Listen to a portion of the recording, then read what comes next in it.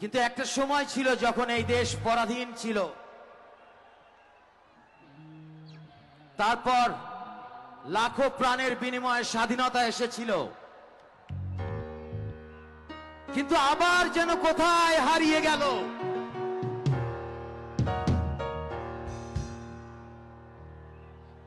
জাতির মহান নেতা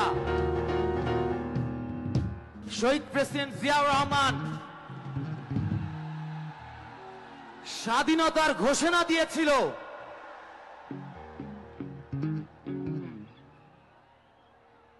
কিন্তু তারপরেও থেমে থেমে থেমে থেমে চলছে।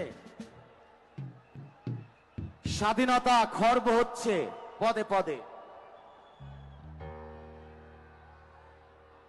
অবশেষে 5ই আগস্ট সেই কাঙ্ক্ষিত দিন, অসংখ্য তরুণ প্রাণ বিসর্জন দিয়েছে। আর আজকে সবার আগে বাংলাদেশ